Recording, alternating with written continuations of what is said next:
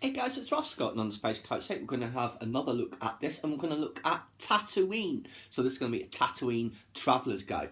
Here is the spread. It's now in what is called the slice, and Tatooine and Geonosis are right down there. So let's see what it says about Tatooine in the intro. A desert planet orbiting twin suns, Tatooine has long been ruled by the Hutts, who use it as a trading post for illicit goods smuggled from across the Outer Rim. Despite its harsh climate, Tatooine is rich in life, adapted for surviving in harmony with the rhythms of the desert. Now let's just Kashyyyk first, and then we see the opening page of the Tatooine spread here. And there, obviously, that's Jabba's palace. So what it says, planetary data, Sector Arcanus, systems Tatooine, type is terrestrial, climate, hot and arid, diameter 10,465 kilometres, terrain desert, rotational period 23 standard days, orbital period 304 local rotations, sentient species, Tusken Raiders and Jawas, population 1.1 million. But when you see, say, the pod racing and stuff like that in the prequels, it looks like there was a lot more people on Tatooine. Otherwise, that was half the population watching it, which is possible, I suppose. So, dusty and dangerous Tatooine. A bleak, dry desert world baked by twin suns, Tatooine has long been a popular destination for shady characters including smugglers, gamblers and fugitives from justice. Though far from the galaxy's bright centre, Tatooine has shaped galactic history. It's the homeworld of Alliance hero Luke Skywalker and was the headquarters for crime boss Jabba the Hutt. Tatooine's lawless reputation makes it a draw for pod racing fans and tourists with an appreciation for the wilder side of life. And then we just see the next page here. So you see Tuskens, Jawas, Vaporator, another Tusken, another Jawa. And the street, you see a dead dragon, crate dragon there. And let's see what the droid's comments are. DKRA43's comment. It's a bit difficult because it's black on green. So let me just get my eyes right. Tatooine, this is one of the more baffling requests I've received. The desert landscapes of venerable Slurter, are far more scenic. Palmation 2 offers gambling without the likelihood of winding up in a shock collar or a shallow grave, and my database includes 364,988 tourist destinations not controlled by criminal enterprises. But my purpose is to serve. If only my programming modules included more information about the fascinating subject of moisture farming. The overview, the places it mentions: Beggar's Canyon, the Dune Sea, the Great Chott Salt Flat, Great Mesra Plateau, the Great Pit of Carcoon, Jabba's Palace, the Jundland Chasm, Mos Eisley, Mushroom Mesa, and Mos Eisley. And just a little bit down at the bottom, here, it says history. A failed mining colony, Tatooine is home to hardy moisture farmers, but its real economic value is as a smuggling hub, located at a juncture of Outer Rim hyperspace routes.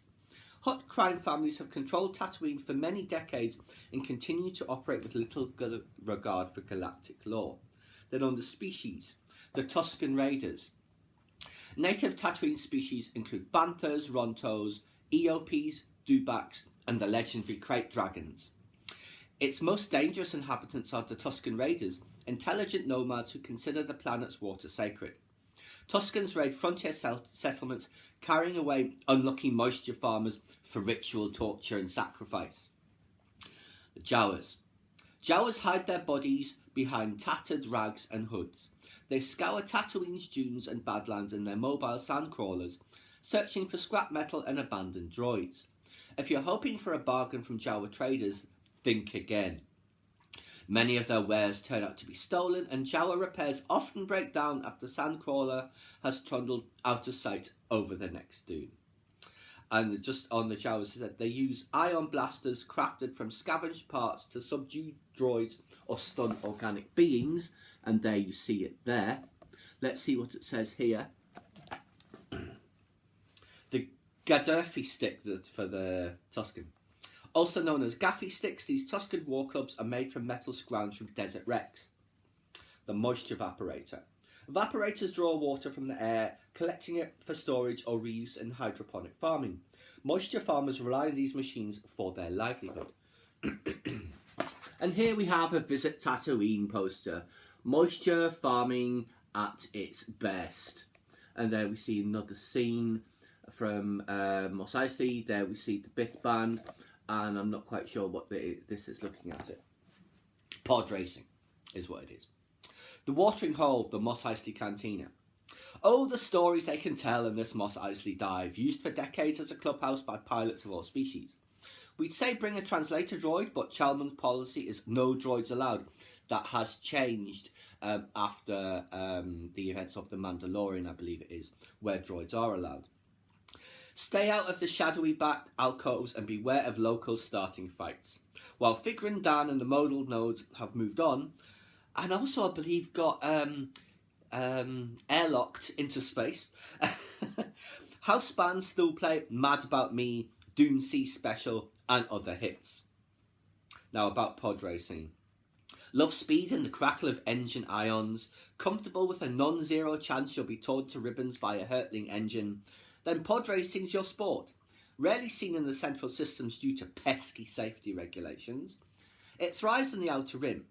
Tatooine has several arenas, but true fans swap tips about wildcat races held in the desert. Expect powerful machines, vicious tactics, and spectacular crashes. Sitting next to an old-timer, ask about Anakin Skywalker's legendary victory at the Boon to Eve Classic. The next page. So, Sandcrawlers and Jabba's Palace, and Jabba down at the bottom there. So let's see. Jabba's Palace. Located on the fringes of the northern Dune Sea, Jabba the Hutt's palace is an ancient labyrinth containing many secrets. Originally home to the Bomar Order's monks, it served Jabba for years as a base of operations, with the Hutt conducting business from a throne room thronged with grifters, killers, and other galactic refuse. Jabba fed those who displeased him to a rancor kept chained below the chamber, with particularly unlucky prisoners cast into the Great Pit of Carkoon, where they were devoured by a tentacled sarlacc. And then it mentions about the katana. Ubrikian artisans custom-built this sail barge for Jabba the Hutt's use as a floating palace, complete with a throne room, private barges, and a well-appointed kitchen. Jabba used the katana for meetings in the Dune Sea and as a viewing platform for the execution of prisoners at the Great Pit of Carkoon. Luke Skywalker and his rebel friends destroyed the barge at the end of their mission to rescue Han Solo, killing the Hutt and throwing the Outer Rim's criminal underworld into chaos. And then Jabba is in the Rogues Gallery down at the bottom here. A wily and ruthless crime boss, Jabba the Hutt ruled a sprawling Outer Rim criminal empire from his palace in Tatooine's Dune Sea, supervising a network of smugglers, pirates, slavers and guns for hire. The Hutt met his end shortly before the Empire's fall, as Leia Organa strangled him with the chain he'd used to imprison her. Leia Hutt Slayer, as she became known. And then, Twin Sun Stars. There's a bunch of transport companies mentioned in here, and I have to do a separate video on those, all like the airlines of the Star Wars galaxy. And then you just see the various stats of the Sandport. So you can see there's the bridge, whatever it's called. In here would be like the processing area where the droids are. Along here would be like, you know, there's that vacuum tube that sucks them up. All that sort of thing. So let's see what it does say about the Sandport. And this is black on blue, and it is a little bit difficult to read. So, originally built for Tatooine's brief-lived mineral boom, Sandcrawlers are giant treaded vehicles used by native Jawas as mobile foundries, trading posts, repair bays and homes. Jawa clans follow traditional routes across the desert, scavenging metal for their own use or for resale to the planet's settlers. And then just various creatures. Obviously we see Luke Skywalker. What does it say about him there? Persons of interest. There's the Great Pit of Carkoon. There is a bantha. There's a dewback. And there is, I think, a herd of banthas. No, I think rontos or eops maybe. So the Sarlacc, Great Pit of Carkoon. Sarlaccs dwell in pits in Tatooine's Dune Sea, ensnaring prey with tentacles radiating from their toothy maws. Jabba the Hutt enjoyed executing prisoners by feeding them to the great pit of Carkoon's resident Sarlacc.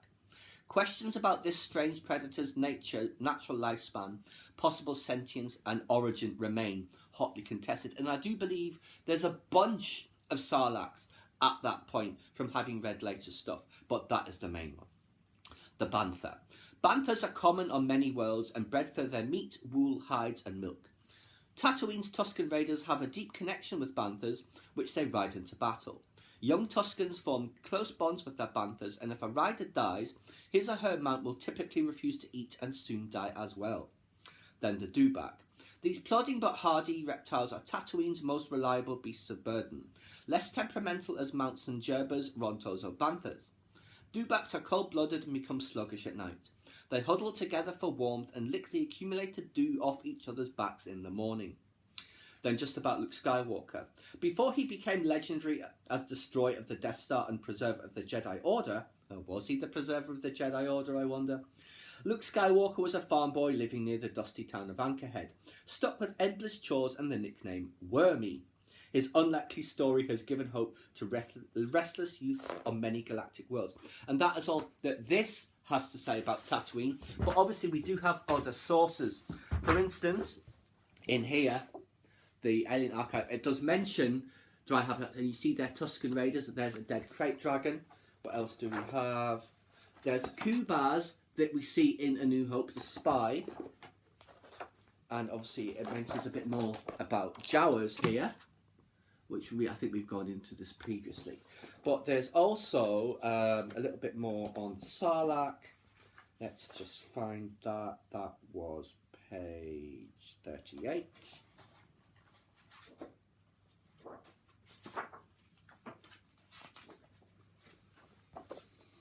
And there's also a crate dragon there. It's like we have gone into this one previously. I think there's more.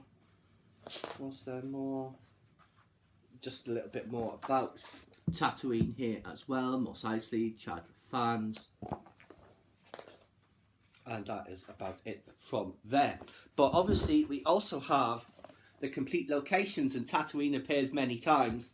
So obviously in the prequels there you see a bit there. There are very familiar scenes from this. There's a bit more about Mos Espa.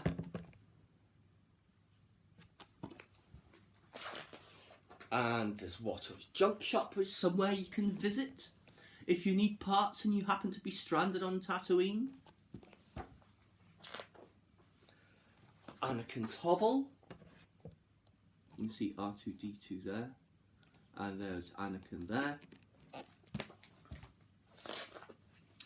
And then the Mos Espa circuit.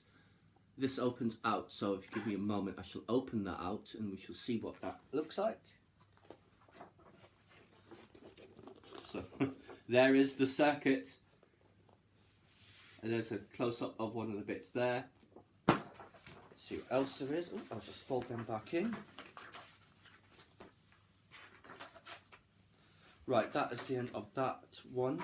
So let's just find in episode 3, because there's a bit on Tatooine, and now of course I can't find it. Let me just go back to the index.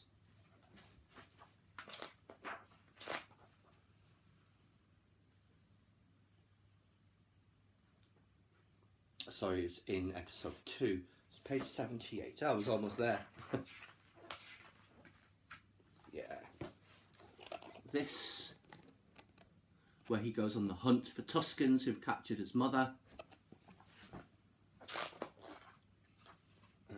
There's a bit more. Yes. Then, of course, in episode 4, that's Ben's house. Rarely ever see that shot, to be honest. So, here's T16. Here is the map of the habitable areas of Tatooine. You see this, all of this familiar here. The Lars homestead. A place you could visit if you were going to Tatooine. Obviously we saw this in Rise of Skywalker, with all of this mostly filled in with sand. That was actually a miniature model I was reading in the various bits of material and stuff. And then, of course, Ben's house, Toshi Station, where Luke likes to pick up his power converters. And then there's a map of Mos Eisley, the hive of scum and villainy, that we've seen quite a lot of in the prequels and a little bit more in A New Hope. And of course, Chalmun's Cantina. One of the residents of Chalmun's Cantina, this is something I bought yesterday, will be in another video, is this guy. You recognise him more, perhaps, from that picture. Just another background character, gets his own figure. We'll have an unboxing and review of that in due course. And that is it. That is Tatooine. I hope you guys have enjoyed. It's a fascinating planet. It's probably my favourite planet in Star Wars because of the impact it had. The first one that we see. And the last one that we see in the Skywalker saga as well. So there you go, guys. That was our Tatooine Traveller's Guide. I hope you enjoyed. Please subscribe to my channel if you enjoyed this content. Leave me a comment or suggestion for a common topic you'd like to see discussed. Or like the video.